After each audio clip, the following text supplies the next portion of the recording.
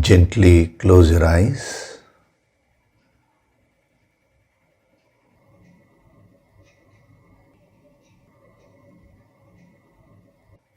Do deep breathing.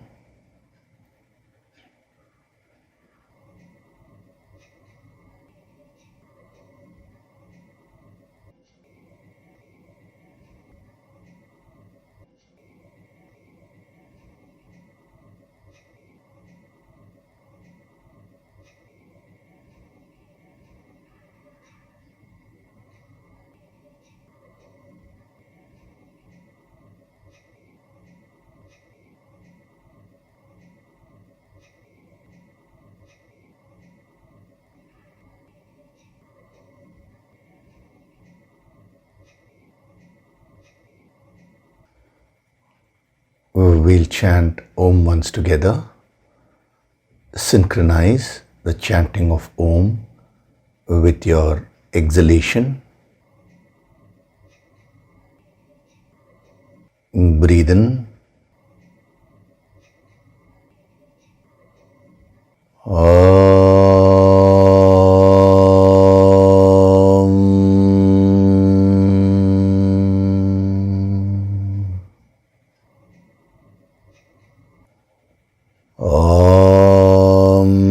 Sahana vavatu, sahanau bhunaktu, sahaviryam karavavahai, tejasvinavaditamastu ma vitvishavahai.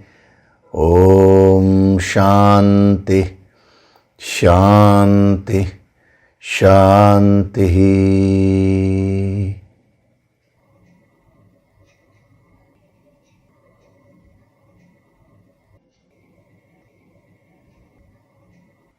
Gently open your eyes.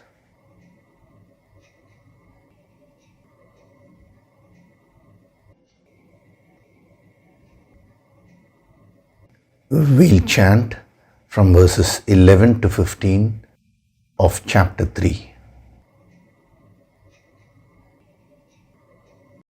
Devan bhavayatanena, Devan bhavayatanena, te deva bhavayantu vaha, te deva bhavayantu vaha, parasparam bhavayantaha, parasparam bhavayantaha, Shreya paramavapsyatha, Shreya paramavapsyatha, Ishtan bhogan hi vo devaha, Ishtan bhogan hi vo devaha, Dasyante yajna bhavitaha, Dasyante yajna bhavitaha,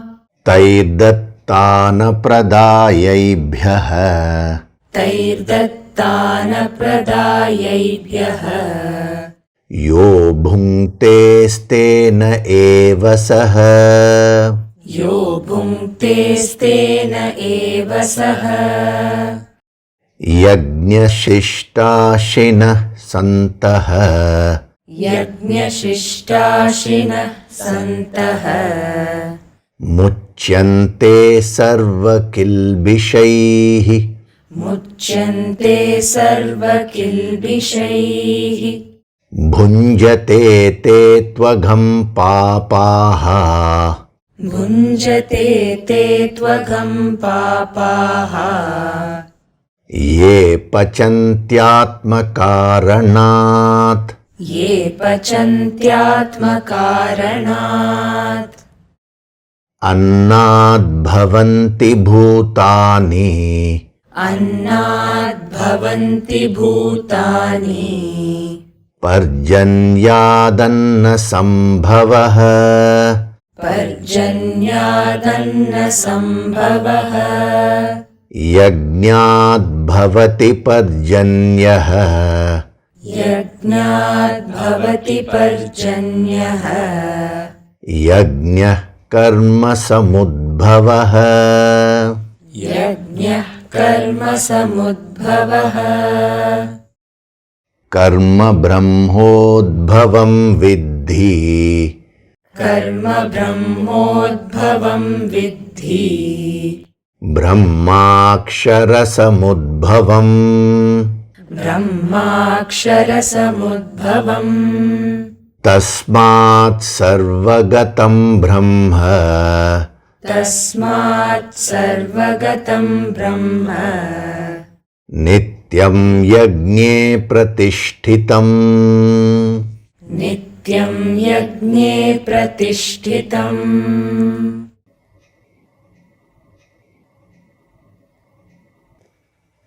Hari Om, and a very good day to all of you. So in the last session, we were seeing what this phrase Ishtan Bhogan, what it means. A very powerful phrase which conveys so much.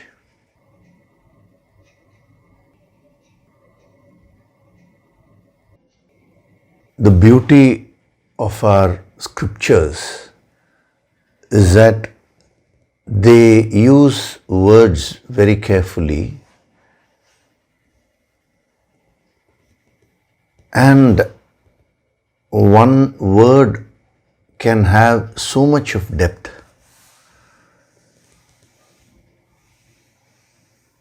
When you go on reflecting, when you go on meditating on it, it can start revealing infinite truths to you. Actually, it is not only the scriptures. If you were to look at the world, if you were to examine the world meditatively, you will find that every experience has that potential to teach you the infinite wisdom. Unfortunately, today you have lost that capacity to look at life in a meditative way. This is what all our yogis kept saying. If you just look at a flower, now if you meditate on that, and if you're able to penetrate, go into the depth, the entire infinite wisdom can be revealed from it. From where has this flower come? If you go to the source, it is nothing but divinity, the infinite. Every aspect of life is like that. Every experience which you go through has the potential to reveal the entire infinite wisdom to you. But when you are lacking that penetrative capacity, which comes only through meditation, then you will not be able to derive the higher wisdom. You may mechanically, superficially go through the various experiences of life. You may contact the world, you may experience the world, but you will not learn the higher truths. So what the great yogis say, that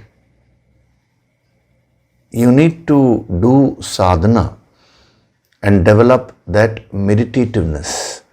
See, I am using the word meditativeness, means a meditative approach towards life.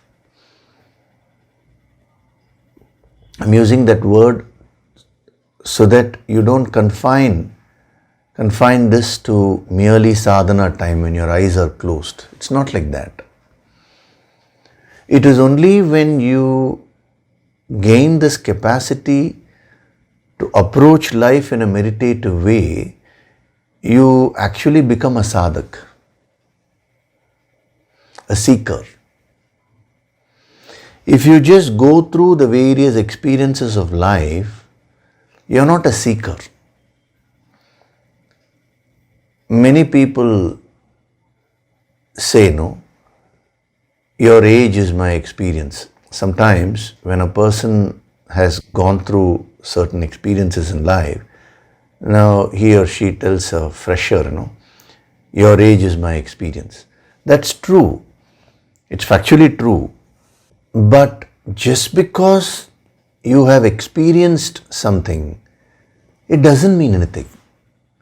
What is it that you have learned from that experience? That is the question. I see people who live together, who are married for many years, more than 25, 30 years, but still they have not learned how to relate with each other. They are still quarreling. The idea of getting into a relationship is to experience love and purify that emotion of love to make it unconditional. So unless and until you learn that lesson, those experiences which you've gone through actually have no value.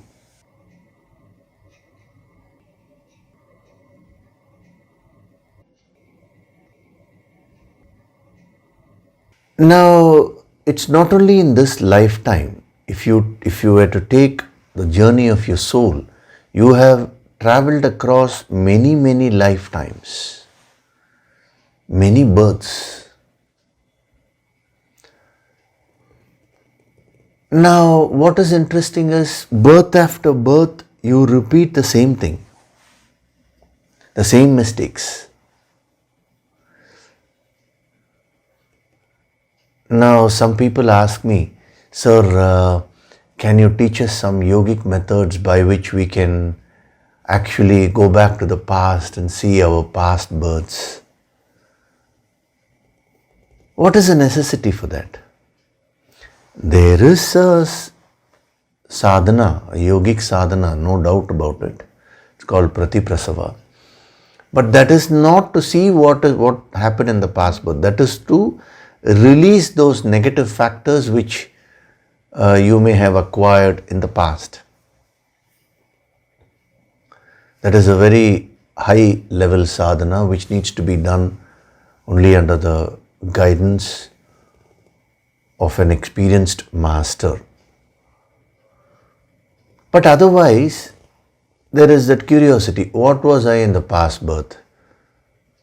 No, you have gone through thousands of births. Now, sir, can you please tell us? Some people ask, can you give us some sadhana by which we can go and see what we were in the past? But some people ask like this also. They say, sir, we cannot see our past births. So can you do meditation on me and tell me what I was in the past births? See, as if there is no other work. There is no necessity for all that. If you want to know what your past births were, just see what you're doing in your present birth. Your tendencies will not change just like that. Unless you do sadhana, the change will not come. So let us say you are very lazy today. Now, from where is it coming? It is coming from the past only. So in your past births also you would have been lazy only. If you are very short-tempered, every little thing triggers that anger within you. What was my how was I in my past birth? Same thing only. Because your present state is nothing but a continuation of the past. So that is why our yogis say that don't be too much bothered about the past.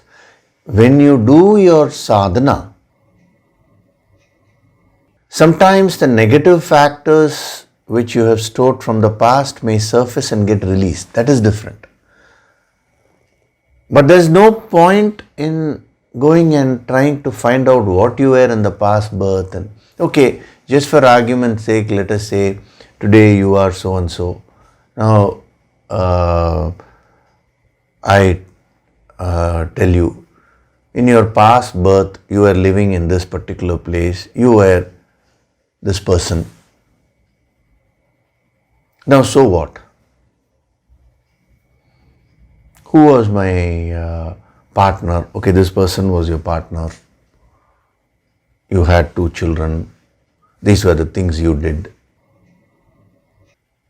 Now, once you hear all that, what transformation does it really bring to you? Nothing.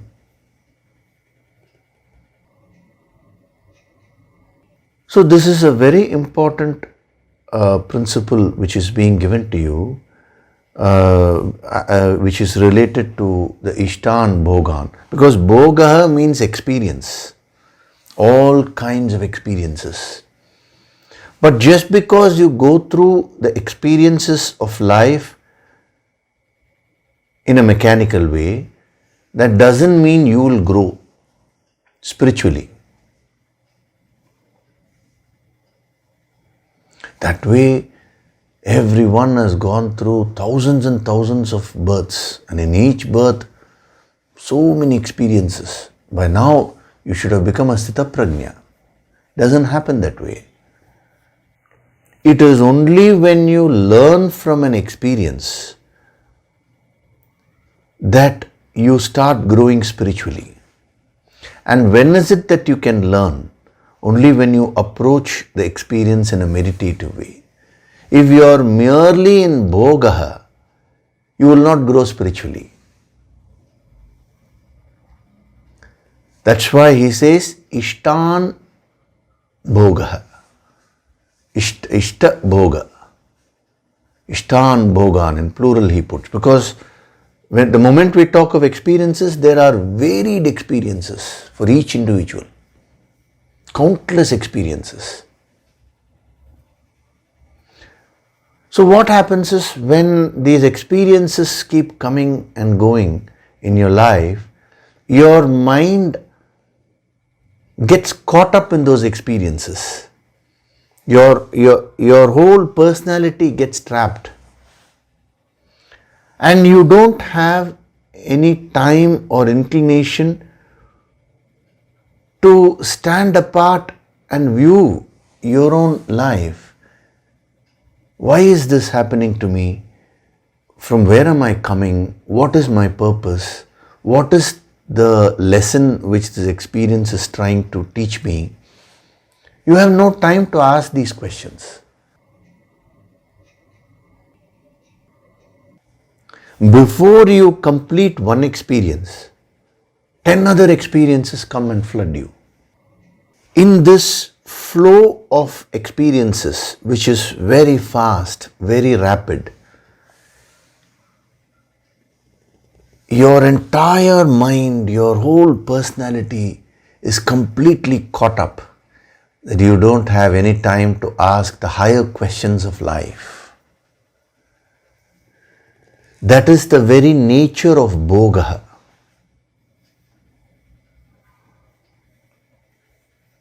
Bhogaha means experience. The other dimensions also we'll see today. But first thing is, bhogaha means experience.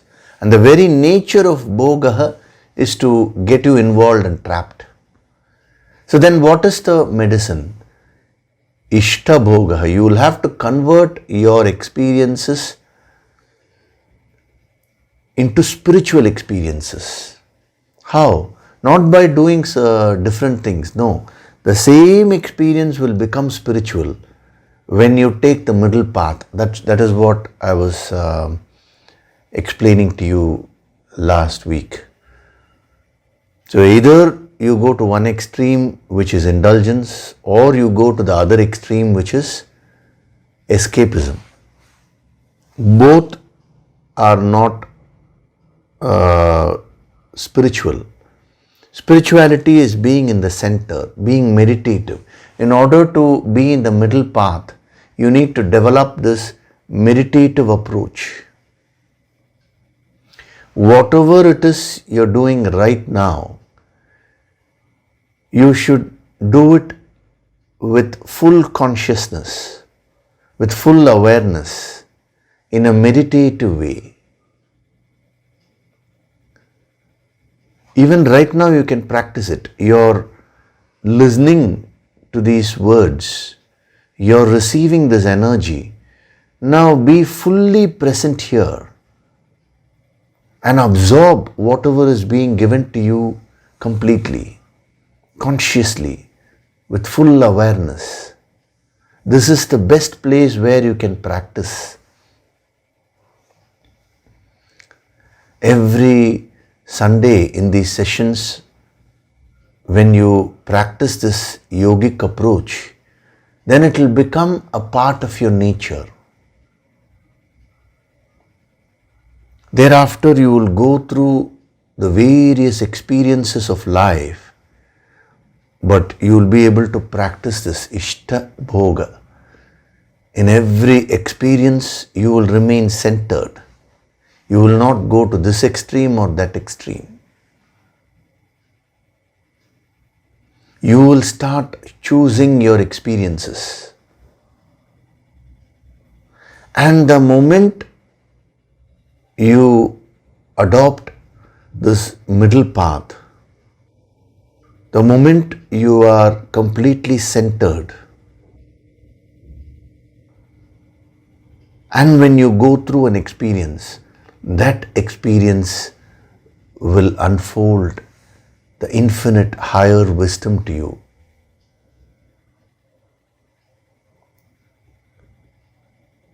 The Guru Shakti will start guiding you. The Guru Shakti will guide you through the subtleties of each and every experience. When you go through some pain in life, that experience is also trying to teach you. When you go through some pleasure in life, that experience is also trying to teach you.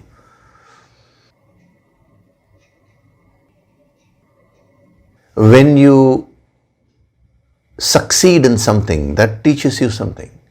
When you fail in your endeavors, that also will teach you something.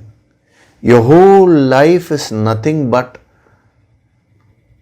a series of experiences which are trying to give you the higher wisdom, but you completely miss the learning part.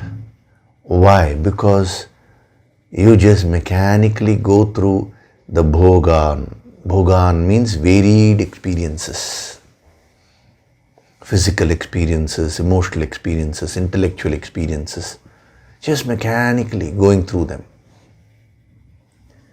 And you're so caught up in them that you're only blaming others, you're only justifying your weaknesses. Your entire life goes away in all that. So this is the best opportunity for you to wake up. Every now and then, nature gives you that opportunity. Your Guru comes into your life and reminds you, this is not your purpose. This is not the way you need to live your life. This life which you have been given is so sacred. It has the potential to get you connected with the infinite. So when these truths are given, when these reminders are given, you get inspired. But the nature of bhogaha, that is the nature of an experience, is so strong that it will again pull you back. This is what is called as maya, illusion. So why do we say daily sadhana is required? Why can't you just do sadhana once in a while? because you need to clean yourself up spiritually on a daily basis. Otherwise, you will just simply go through all these experiences of life, what he calls as bhogan, but you will remain where you are. So every Sunday, these higher truths are being expounded to you. And when they are being expounded to you, you should not stop with that.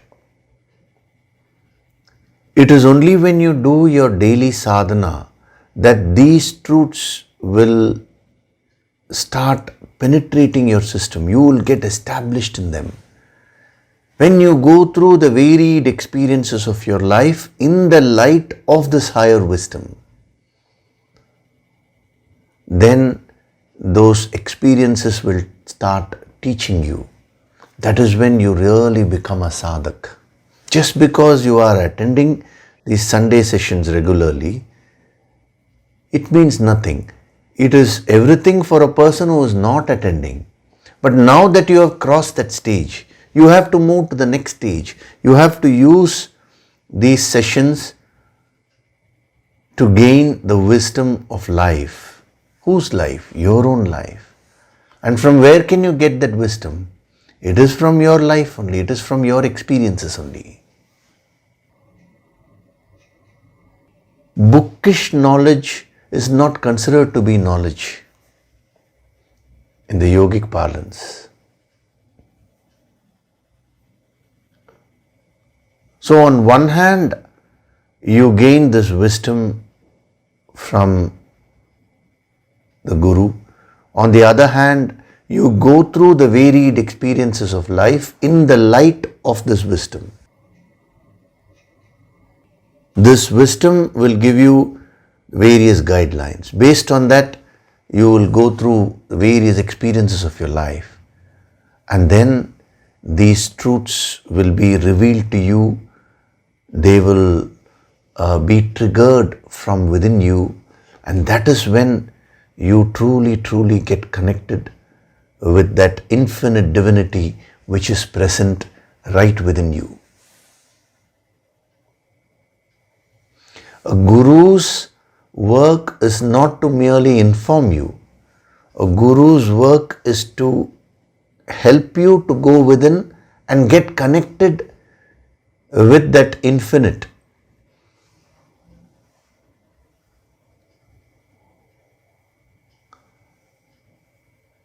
So if you go to your guru and say, I know this, I know that, I have mastered this scripture, I have mastered that scripture, no, he will just keep quiet because it is all the ego talking.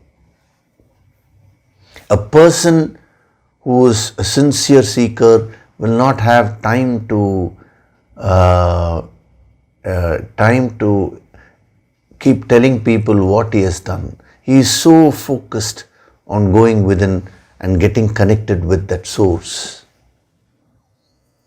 He or she will be very busy in learning from the various experiences and growing. So Ishtan Bhogan is so powerful.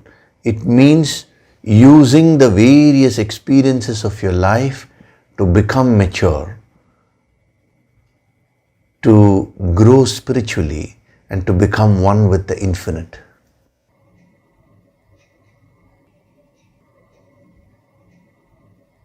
The Guru will always be next to you. The Guru will always guide you. He'll be your friend. He'll be your guide. But the actual journey has to be done only by you. You should remember that. That is why he says, Ishtan Bhogan. So when you approach your experiences like this, he says the gods will give you everything. Only when you are prepared, the higher wisdom will be given to you.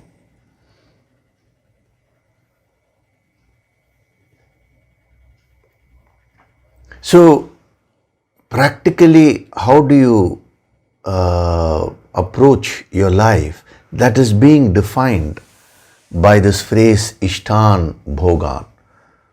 So go through each and every experience of your life in an intense way.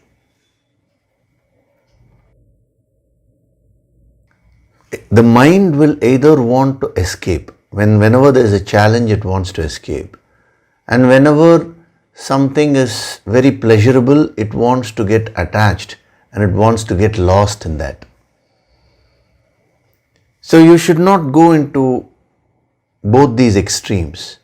Rather, you should go through each and every experience of life, whether it is joy or whether it is sorrow, whatever it is, fully, with full awareness.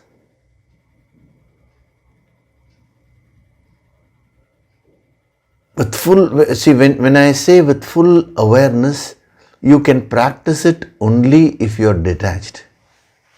It's like a cause and effect, When you're detached, you will be able to function with full awareness. When you function with awareness, that will lead your mind to detachment. It's like a beautiful cycle.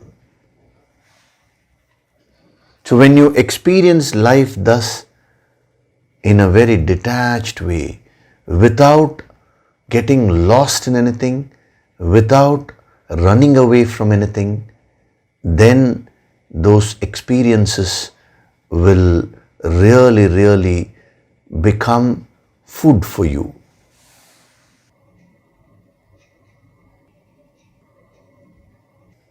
See, we saw one dimension. Bhogaha means experience. The other dimension, there are so many dimensions, I'll just pick up a few and give, which will be very useful to you. Another dimension of experience is eating. Bhogaha means eating. Now, in the Sanskritam language, bhogaha is used for literally eating food. But from a yogic point of view, it means something very deep. When you approach your experiences in a spiritual way, then that becomes food for you. The experiences become your spiritual food, as it were. Why is it that you eat food? It is to derive nutrition. Supposing you are eating food every day, but you don't get any nutrition out of it, then is there any use in eating? There is no use. You go through this process of eating to derive nutrition from that food so that you can benefit, so that you can get that physical strength. Now, this example has been taken and infused in this word bhogaha. If you understand it properly, from that very example you can extrapolate and understand the deeper message of these yogis. So just as the external food serves as a source of nutrition for your physical body, similarly, what is the nutrition for your soul, for the Jivatma? How is it that your soul can expand? It is only with the experiences of life, bhogan. But if you mechanically go through these experiences, it is like eating food but not digesting it properly, not absorbing the nutrients properly. That will not help you. So, Ishtan Bhogan means going through the experiences in a very detached way with full awareness, without running away from life, without getting lost in the experiences of life. You go through the various experiences When you do it that way, then the same experiences become a source of spiritual nutrition for you. With those experiences, you will become more strong. The soul will be purified. The soul will be strengthened. Here, by soul, we are referring to the Jivatma. Because immediately you will get a question. So, soul means soul is infinite, no? How can that be impure? That is from the highest level. That is Paramatma. Now, when we talk of sadhana, we are talking from a relative level.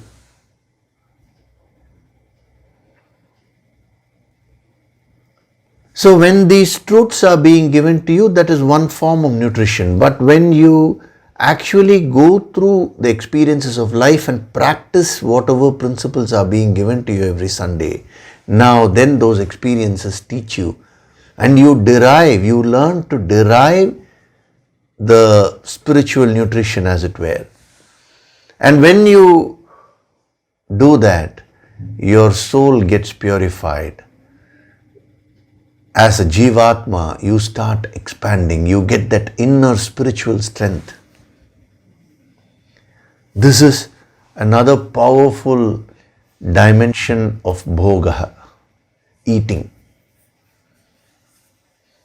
So see, if you just very literally translate this, some people do that.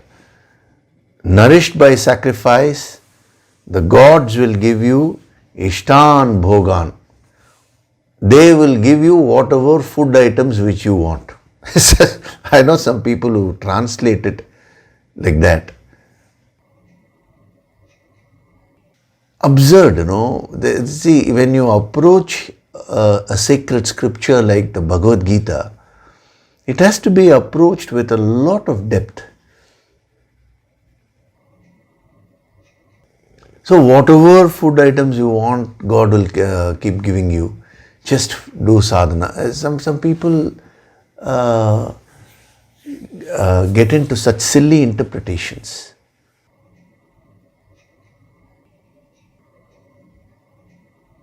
So bhogaha in general means experience.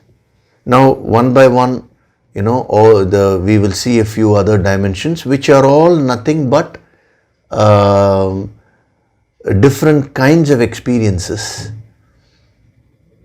And that just adds on to the depth when you absorb the energy of all these dimensions. So eating doesn't mean literally merely physical eating. That is also there. But every experience which you go through can be equated this way.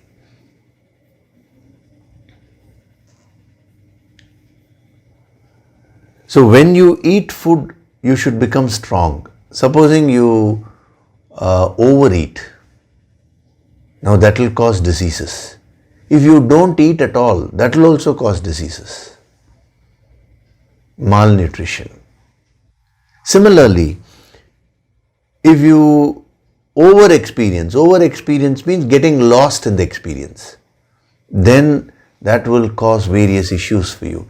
If you don't experience at all in the name of spirituality, then that will also not lead to spiritual growth.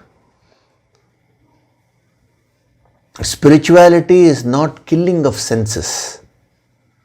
It is refining your senses. It is gaining mastery over your senses.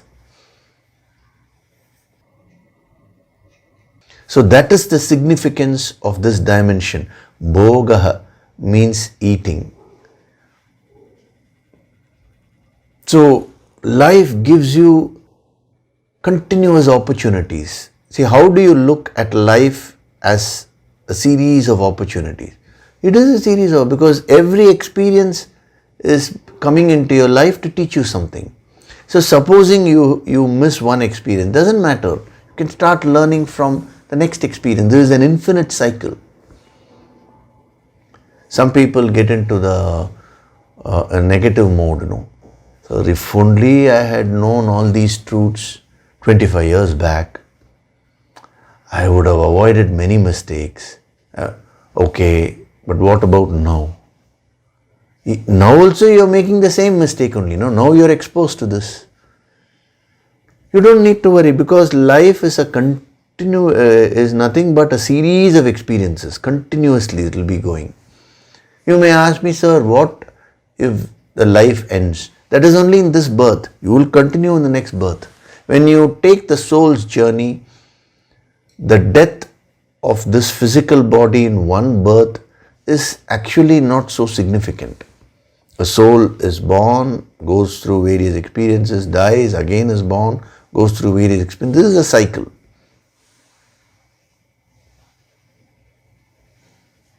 This is what Adi Shankaracharya said in the Bhajagovindam, Punarapi Jananam, Punarapi Maranam, Punarapi Janani, Jatare Shayanam.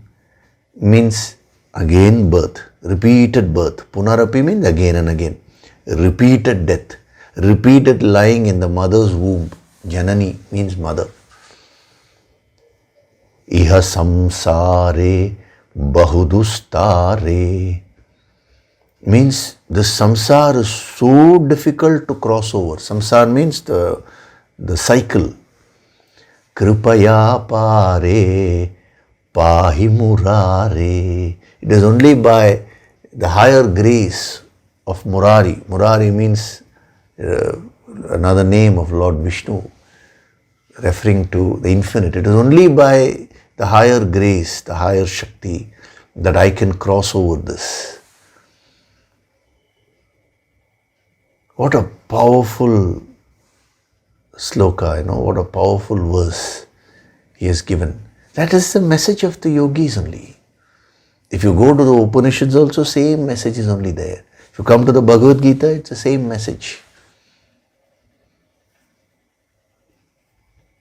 So from this moment onwards, don't shy away from anything just because something is unpleasant. Don't get completely enmeshed and trapped in anything. Understand that each and every experience is trying to teach you something. It is meant for you to become strong spiritually. Just bring that awareness. The daily sadhana of Yoga Sankirtan will help you to practicalize this wisdom. Your spiritual success is directly proportional to the extent you practicalize this wisdom. One is hearing, listening, but absorbing and practicing it, that is up to you only. So, first dimension we saw of Bhogaha. Bhogaha means experience. The second dimension of Bhogaha is eating. I gave you the spiritual significance of that. Experience by experience, you can go on learning. And just imagine, if a person starts doing that, how many experiences you go through in a day. So how fast you should evolve. But why isn't that happening? Because this process itself is not triggered. We are trying to trigger it here. Once it is triggered, your growth will happen at a very fast pace. So that is Bhoga. See, the plural, he has put it as Bhogan, no? That the plural also has a significance. I told you, varied experiences. Then, another dimension of Bhogaha. Bhogaha means wealth.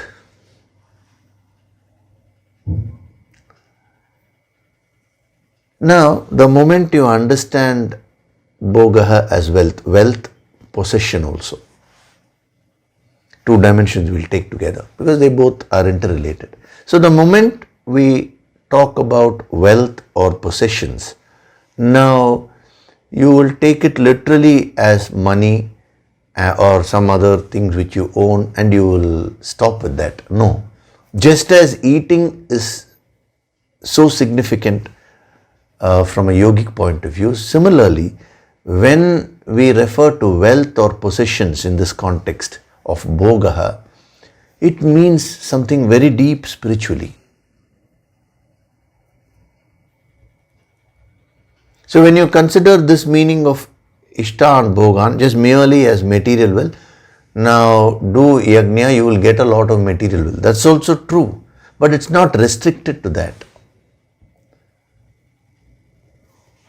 See, what is the real wealth which you possess?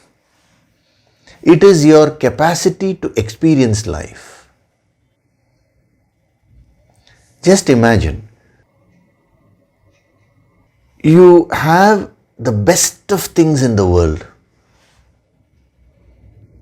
but you don't have the capacity to experience it fully. Then what is the use of all that? So when we take this dimension of bhogaha, we'll first take wealth, we'll also see possessions also. He is talking about the spiritual wealth which you have. See, when a sadhana material is given to you, let's say the last Yoga Sankirtan was Sri Hanumadhyana. Now 6 Yoga Sankirtan materials have been given to you. Similarly, every Sunday these sessions are being given to you. Now all these you will consider as great sources of spiritual wealth. This you can understand. But now you will have to become a deeper sadhak. It is not restricted to merely the Yoga Sankirtan mein sadhana materials or Sunday session. Each and every experience has the potential to teach you. So that is your wealth. When you talk of material wealth, no doubt it will give you temporary happiness, but you cannot carry that with you when you leave this body. Whatever amount which you have as savings, whatever property you may own, all these things are there. Nothing wrong with them. But when you leave this body, can you take all that wealth with you? No.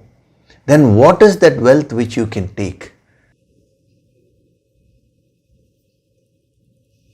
It is the inner wealth, your learning from your experiences.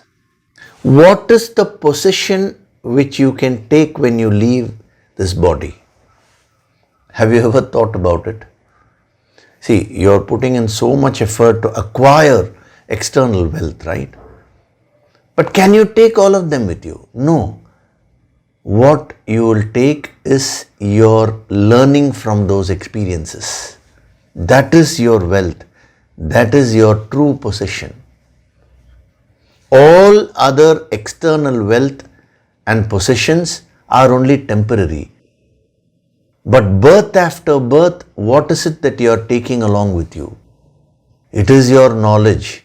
It is your ignorance also. Ignorance and knowledge are two sides of the same coin. Whatever you have learnt and whatever is it that you have not learnt. Whatever you have learnt is knowledge. Whatever you have not learnt is ignorance. These are the two things which you take birth after birth. So your experiences means the wisdom which you gain from your experiences. Whatever you learn or what you don't learn, your ignorance, that is your wealth, that is your possession. So as a sadhak, when you view your life in this way, now the fact that you are living your life and life is giving you so many experiences, straight away gets you into that mode. Oh, I am so wealthy. As a human being, I have this capacity to experience life fully with full awareness. All other creatures also experience life, but there is no awareness.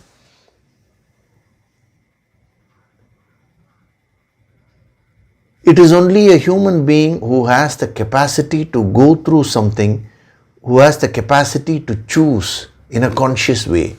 So when you exercise that, then that becomes your spiritual wealth for you. So even as you are acquiring external wealth, use that to gain your spiritual wealth. That is what the 22-day program which we just concluded. Tomorrow the final session is there, the 22nd session, the question answer, and then the balancing meditation is there. But what was taught to you? On one hand, become very wealthy and prosperous outside, but on the other hand, become very wealthy and prosperous inside also. So experiences of life should make you rich inside. That comes only from spiritual growth. So a person who practices this sadhana of Ishtan Bhogan in his life, now he will never feel insecure. Whatever it is that he has or doesn't have outside, that's okay. But he is filled with that inner wealth. He possesses that spiritual wisdom, which is the real source of security and happiness.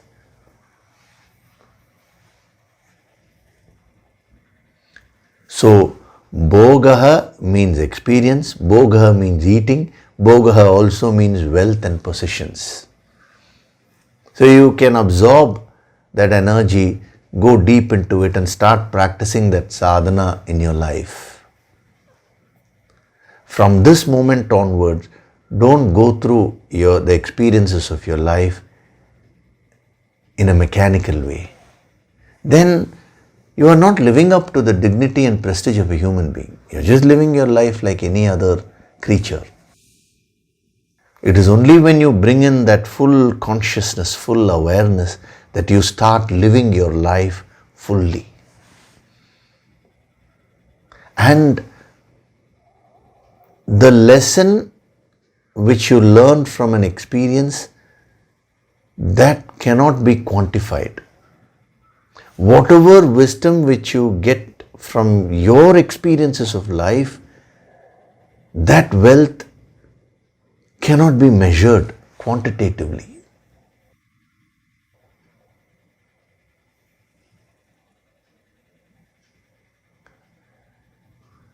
So, Bhogaha means wealth or possessions. See how inspiring it is, Just one word. We normally use Bhogaha in the sense of sensual enjoyments. That is also there. We'll come to that. But our understanding is very limited.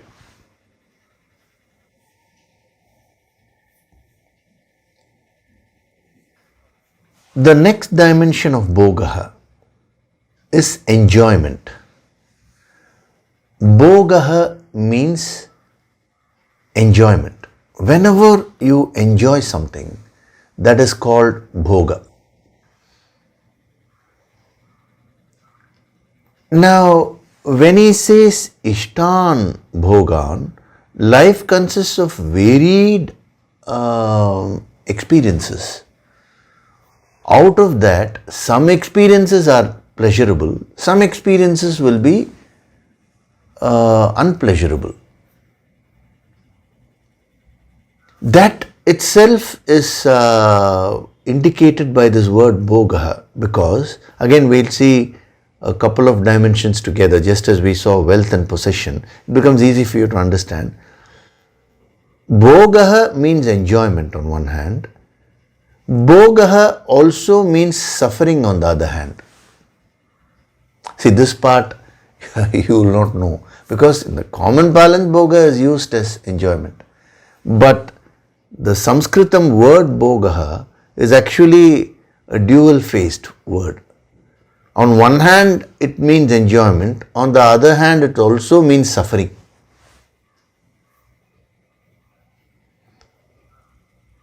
Why? Because in life, joy and sorrow go together. If joy is one side of the coin of life, sorrow is the other side. You can never have only joy or only sorrow. Only enjoyment, only suffering It's never possible. Life is a combination of both. So bhogaha on one hand means enjoyment. Bhogaha on the other hand means suffering.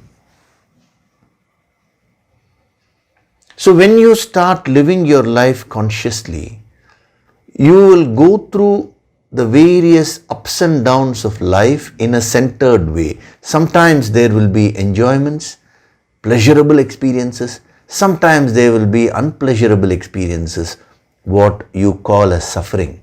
But in both these kinds of experiences, you will go on learning. It is only when you go through these varied experiences that your mind can become mature. This entire world is nothing but what they call as dvandva. Dvandva means pairs of opposites. If you have joy, there will be sorrow. If there is white, there is black. If there are pleasurable experiences, there will be unpleasurable experiences. If there is birth, there will be death. Vice versa. If there is death, there will be birth. Look at your own life. Look at your own family, for example. So many people would have died. So many people would have been born also. It is through these varied experiences that nature teaches you and makes your mind more mature, provided you approach it in the sadhana way. Today what is happening? Whenever you go through the various joys of life, pleasurable experiences, what is called as enjoyments, now you get on a high that affects you so much, you lose your balance. You're jumping with joy and you completely lose your inner balance. I'm not talking of the external expression, I'm talking of the internal experience. So when you are so excited, when you lose your balance, then what can you learn from that? Nothing. You are drunk with joy, as it were. A person who is drunk is not in his senses, no? So the various enjoyments of life, whether they are, enjoyments means you are all pleasurable experiences. You get material wealth, you get a good name, you get fame, you get good relationships. You can take all the things which are giving you that enjoyment. Now all those things are not teaching you anything. In the sense, you are not learning from them because you have allowed them to excite you so much. You got lost in them. Similarly, the other side of life is also there. All the experiences which are unpleasurable, what he calls as sufferings. Sometimes you do certain things and you don't get the desired results. Now, what happens to your mind? It sinks with sorrow. Whenever there is joy, your mind jumps with it, gets excited. Whenever there is sorrow, your mind sinks, gets depressed. And when you are in the state of depression, what can you learn? Nothing. How can you grow? You cannot grow. When there is fame, there is censure also. The possibility is there, no? So one person can come and praise you, that is what we call as fame. Another person comes and blames you, puts you down. We call that as the opposite of fame, censure. Again, your mind will get depressed. When you get into a relationship, your mind will be so excited. When the relationship ends, now the mind will get so depressed.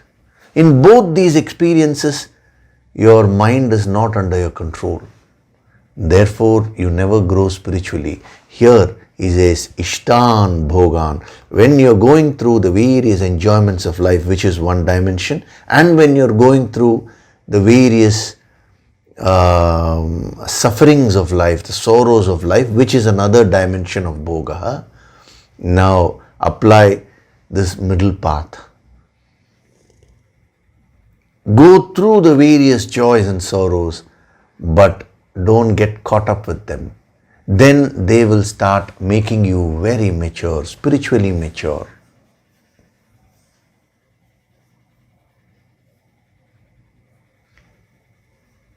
If birth can teach you something, death can teach you, death also teaches you something equally important.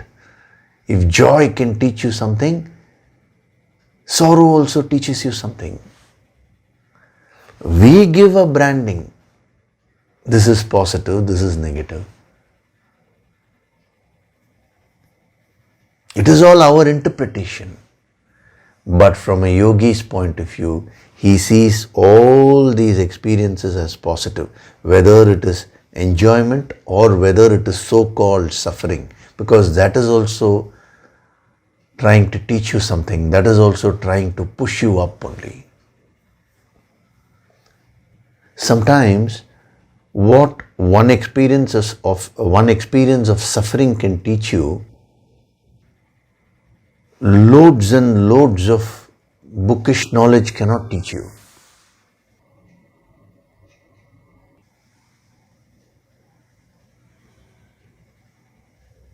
In Tamil, they have highlighted this. Beautiful proverb is there.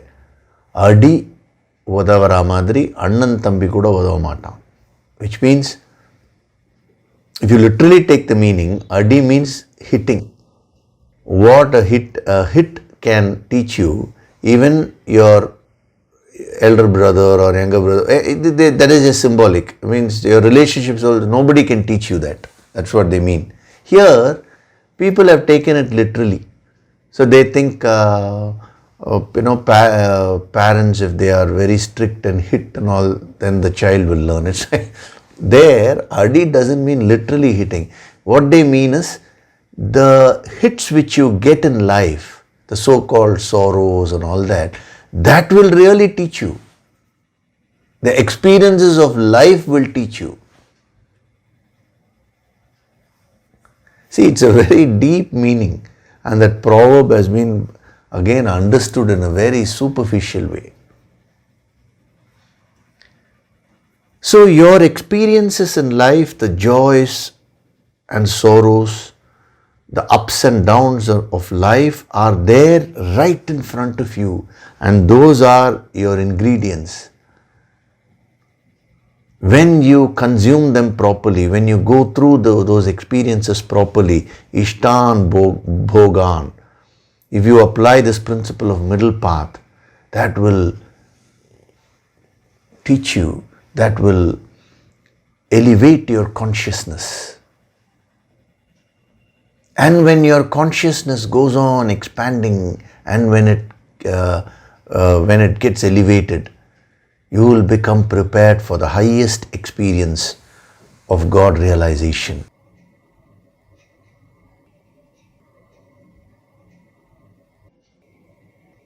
What an amazing principle which these yogis have given. So when he says the gods will give you the desired enjoyments, if you take it literally, the meaning becomes very limited. Whatever enjoyments you want, the gods will give you. That is not wrong, but that is a very shallow interpretation. If you stop with that, you have to go deep. When you do the yajna, I told you, 3 things. Bhavaka, pure bhavana, then the spirit of yajna, and then the higher goals. When you incorporate these principles in your life, what will happen to you? These are the things that will happen to you. Ishtan Bhogan will be given to you. Means your own experiences of life will start elevating you. You will get the best in the world. You will enjoy the best in the world, and at the same time you will grow spiritually. Both material prosperity also will be given to you, And spiritual prosperity also will be given to you.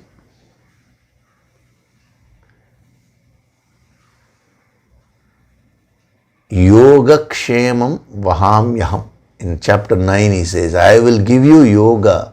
I will also give you kshema. Kshema is worldly prosperity, worldly success. Yoga is spiritual success. Both I'll give you, he says.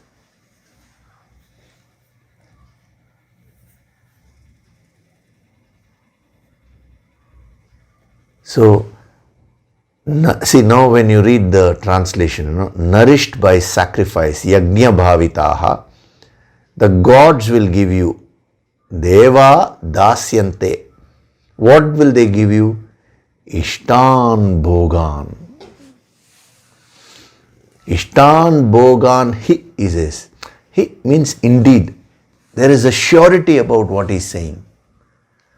When you practice these higher principles, 100% guarantee he is giving you. He says you will get the best of the material world and the best of the spiritual world. No force on earth can stop that.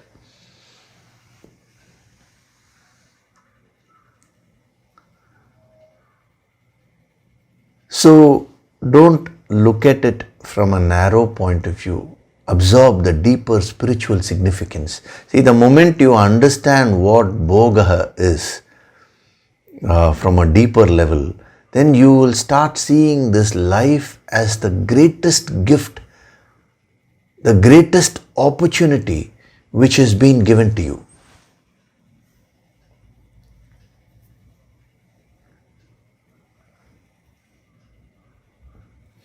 In the in this empowerment of attracting abundance, this empowerment was given to you, to take life as a blessing.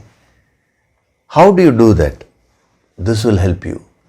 Just when you understand the deeper significance of what Bhogaha is, when you start viewing life from a spiritual point of view, when you see the varied experiences of life in front of you, it is for you, it is up to you to go take all of them and grow spiritually. When you see that whole setup, then this life will no longer be a drudgery for you. It will become so interesting, because any learning process is interesting. When you stop learning, that is when it becomes a drudgery for you.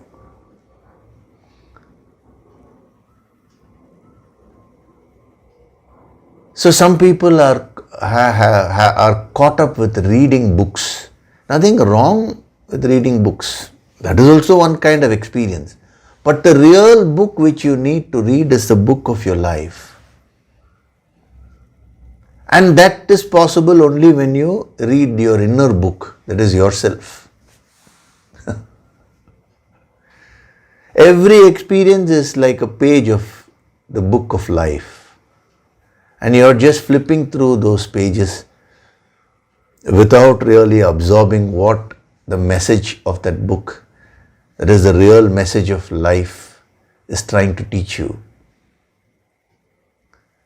So this is the spiritual vision which is being given to you. You can take this as today's homework. In the Nididhyasana meditation, these principles will be installed in your deeper minds. So you can just take some time out this week and just visualize this. See, when you're reading a book, page by page you go through. No? Similarly, if you can view your life as a book, big book, which has been given to you, each page is each experience. Every day you're going through various experiences. So page by page, when you carefully read this book of life, you will become a master of life.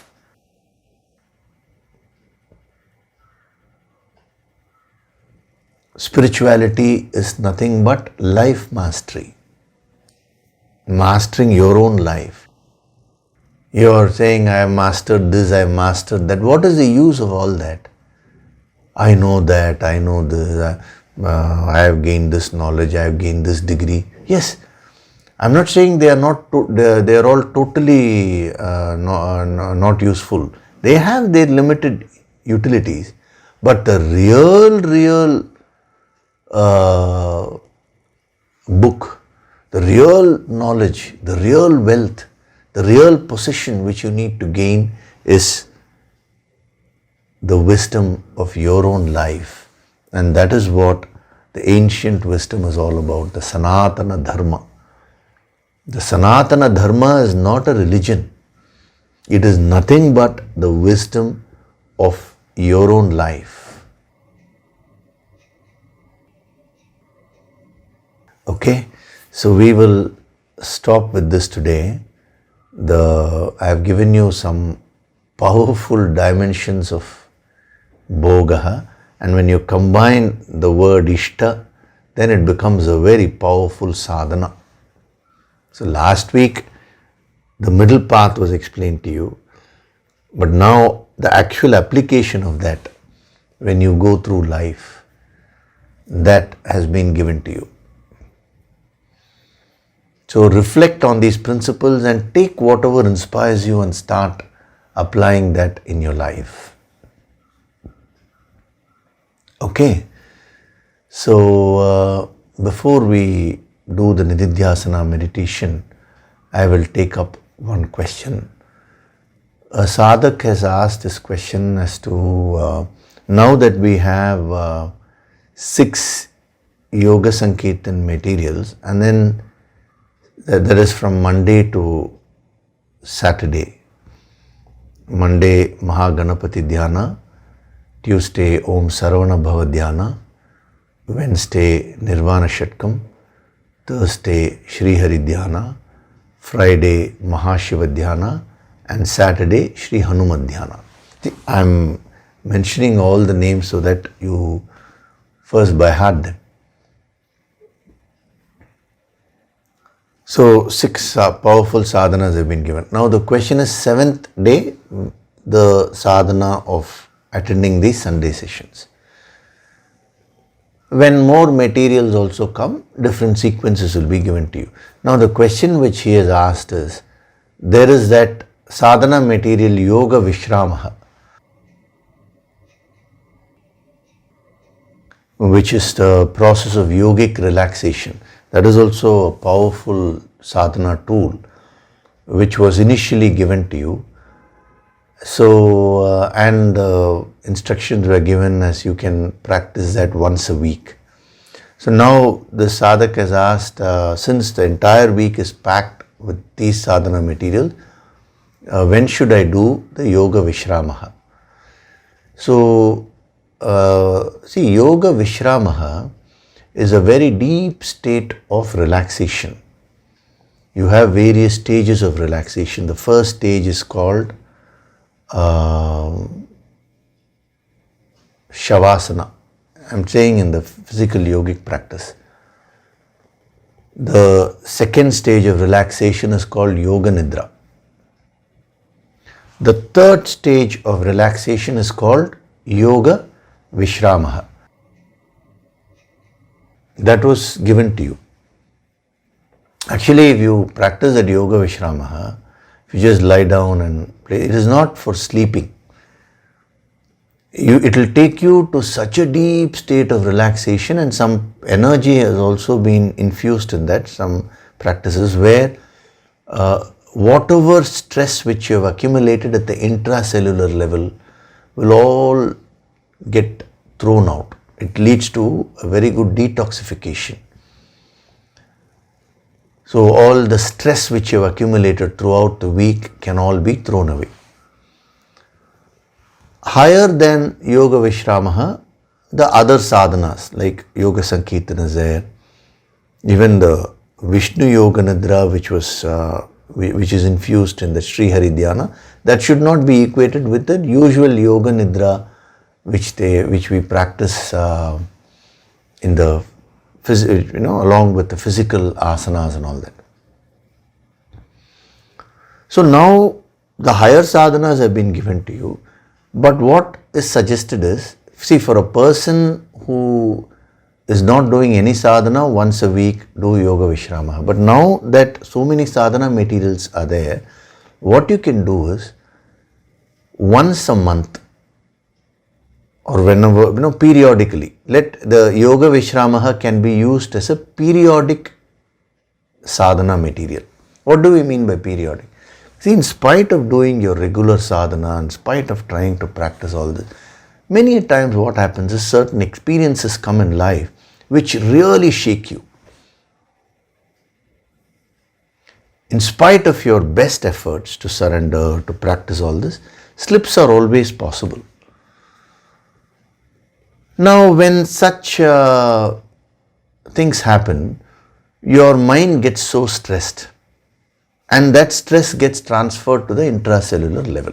No doubt, on a daily basis, when you do the Yoga Sankirtan Sadhana, it will all get released.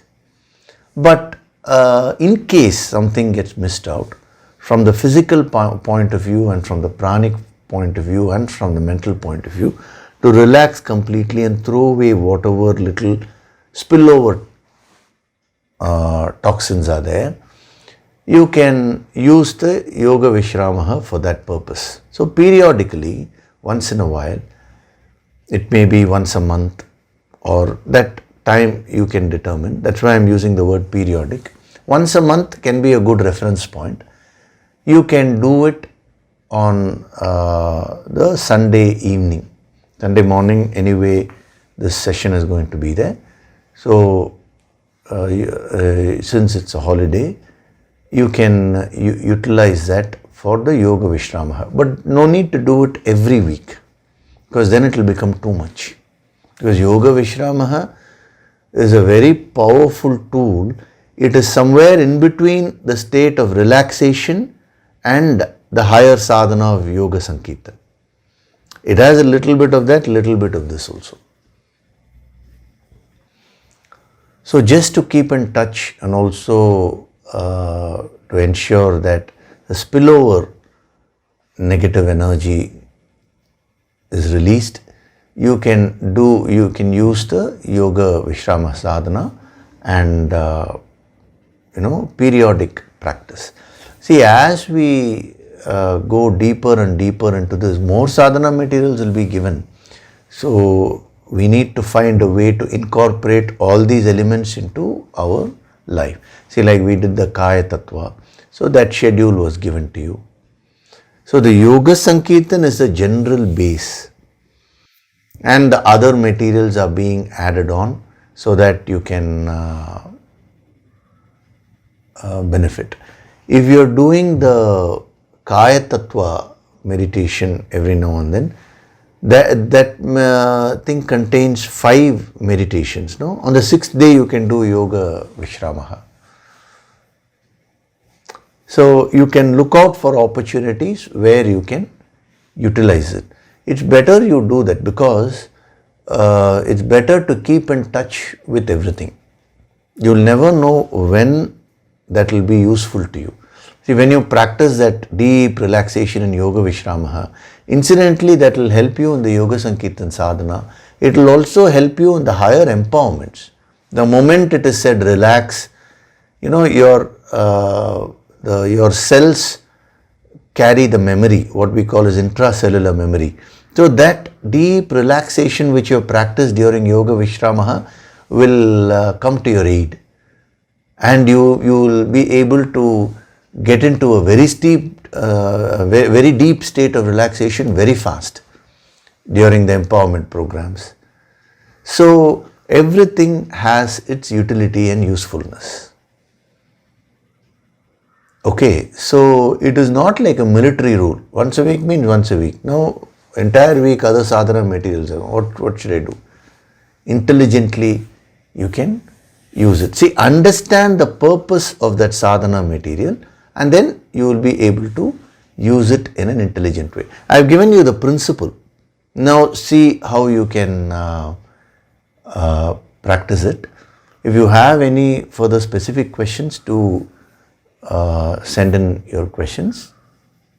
The answers will be given to you. Okay? So now we'll do the Nididhyasana meditation. whatever principles were given to you today, all these things will be installed in your deeper minds. And then after that, when you do the homework which is given, when you reflect on these principles, when you try to practice them, it will become very easy for you to do that with this energy. Okay? So sit in a comfortable position.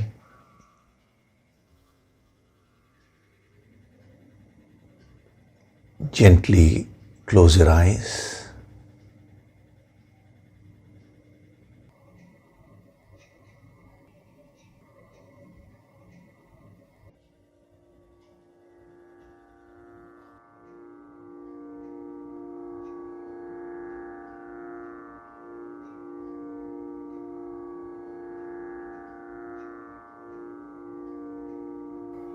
Do deep breathing.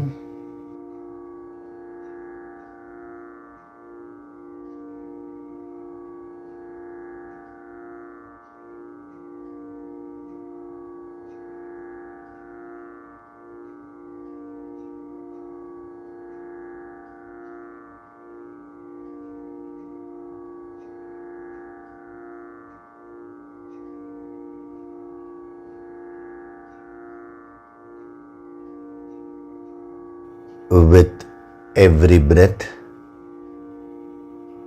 I am becoming more and more relaxed.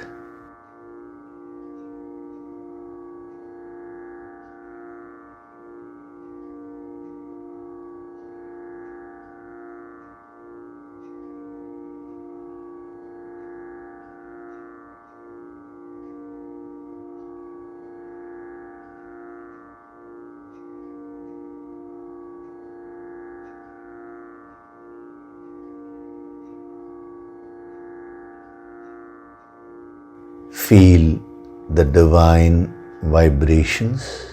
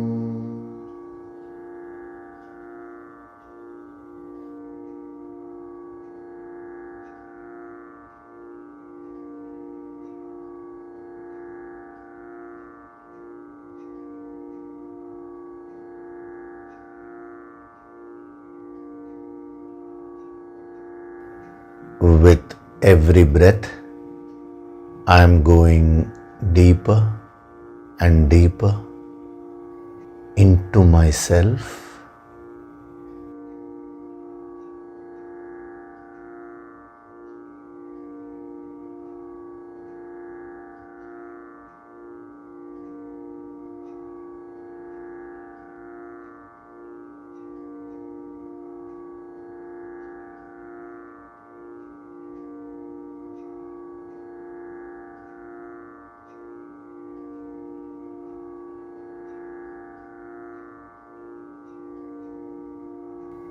I am not this physical body.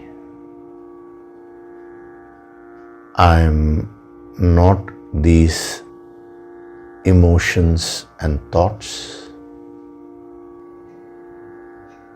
I am that supreme, infinite self.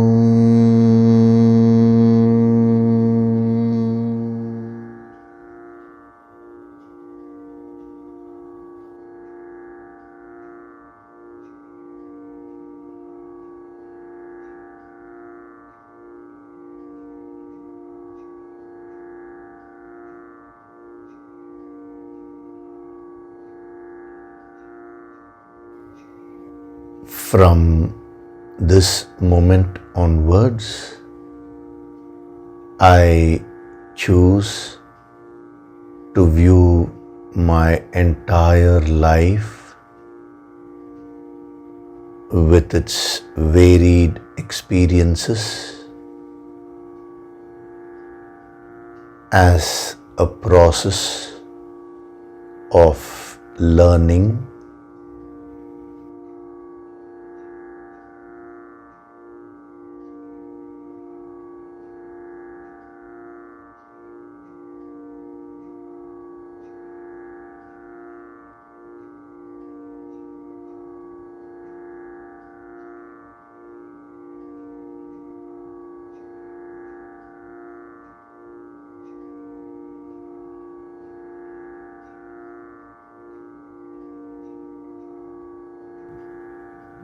I choose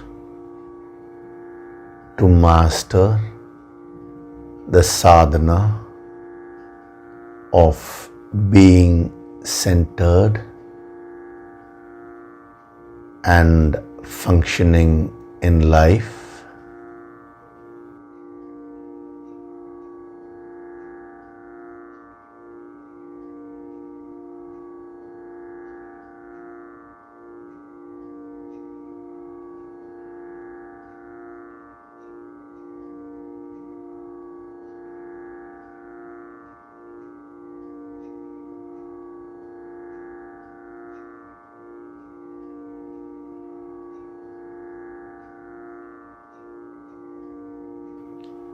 I am Swayam Prakashit, self-illuminating.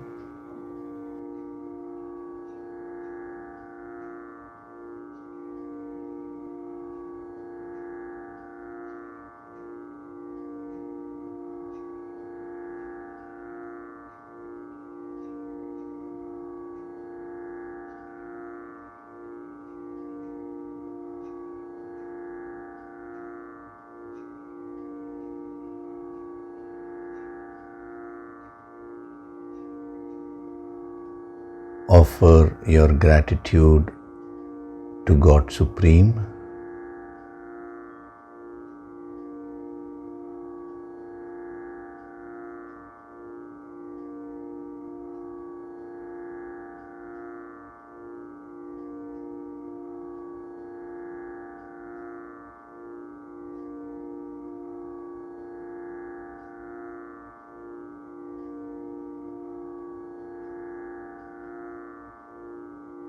Offer your gratitude to your Guru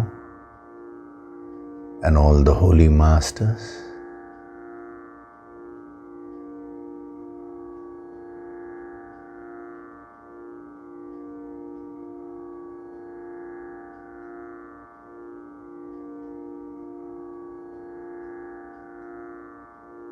Slowly come back. Wriggle your fingers, your toes. Rub your palms together to create a warmth.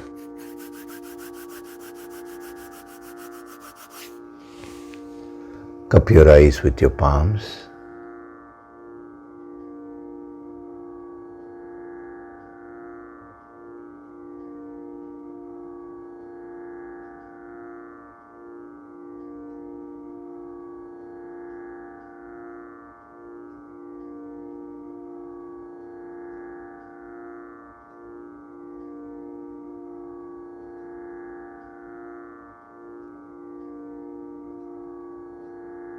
Gently rub your eyes, cheeks, forehead, top of the head, back of the head and neck. Slowly open your eyes.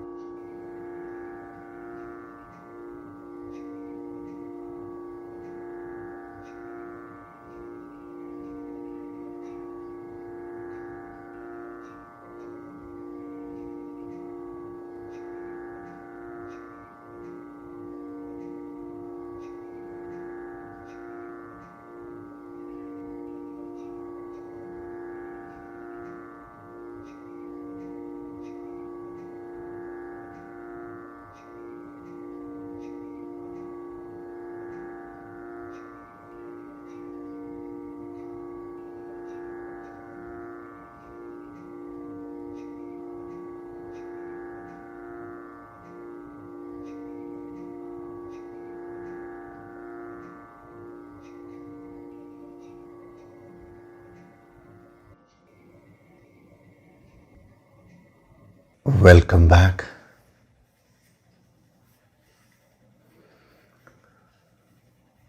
So we had yet another powerful and deep session.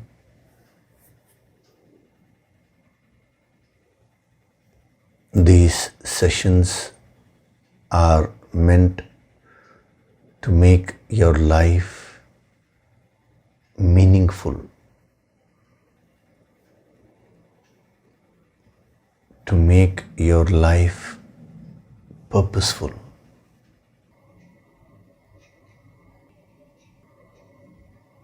And it is only when you absorb these principles and practice them that your life will take a better turn.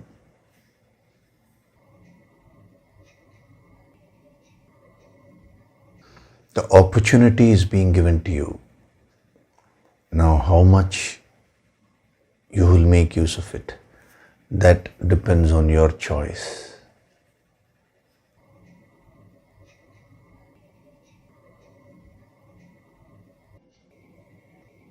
Okay? So in the next session, we will go into more depth. Probably one or two more dimensions of Bhogaha I'll cover, which are directly related to your sadhana. And of course, we'll go further also. Okay? So, thank you very much. I'll see you in the next session. Hari Om.